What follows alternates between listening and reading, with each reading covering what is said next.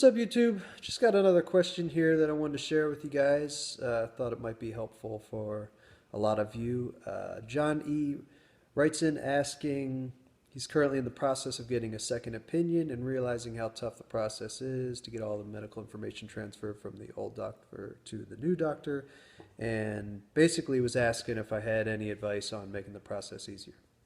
Well, that is certainly something that I can identify with because I saw 6 or 7 different surgeons before finally deciding on which one I was going to go with, because I was hearing different things with every doctor. I was trying to get some sort of consensus.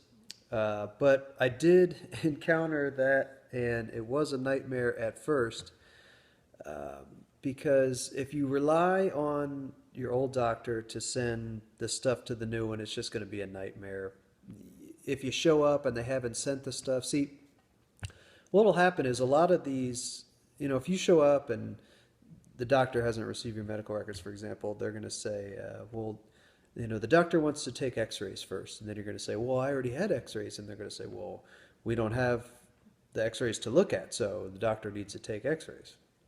So that can be pretty expensive. I had that same thing happen to me, and it was going to be like $100 or something, and I was like, hell no. So I actually canceled my appointment and said, well, I'll come back when I get my x-rays. And that was sort of me being cheap, not wanting to pay for it. I don't think not wanting to pay $100 is cheap, but me not wanting to pay for that was actually how I figured out how to make life easier on myself.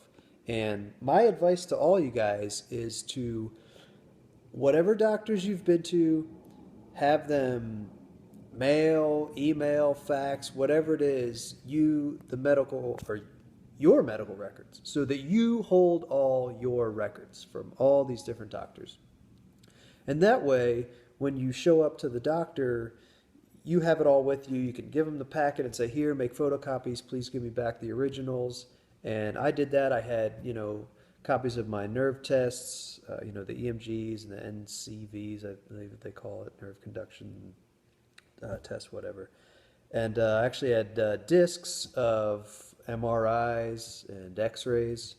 So it helps, And actually, when you get imaging done too, I think they give you a disc most of the time. I think most of the time I've had MRIs and X-rays done, I've gotten a disc. But if you didn't, ask for it. That way you have it all. They can't charge you for it again.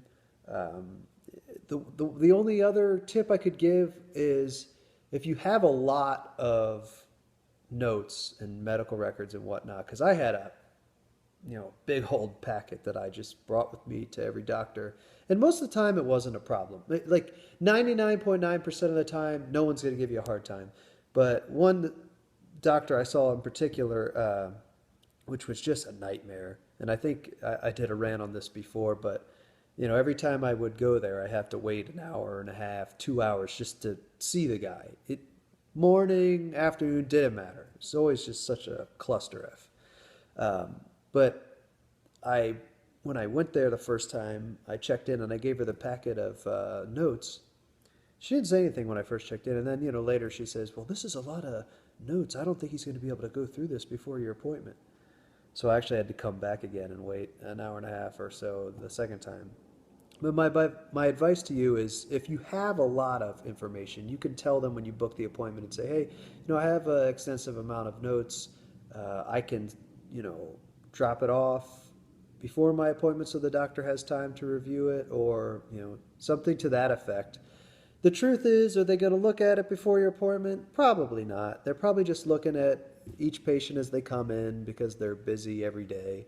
No one's going to be like, hey, John's coming in next week. Let me take a look at his notes now. Because they're probably going to forget anyway, and they're going to have to look at it again when you come in. So, but in that case, they can't turn you away and say, hey, you didn't have time or whatever. So if you think that might happen, that might be a good idea too. But the key to it all is just to have your medical records with you and bring them to every place you go. And once you see that guy, get your medical records from him too. So it makes life a lot easier. It's the only way you can really go and get second, third opinions, and without wanting to pull your hair out. See what happens if you try to do that. So anyway, I hope that helps. as always, keep the questions coming if you have them, and I hope everybody's doing well. Aloha.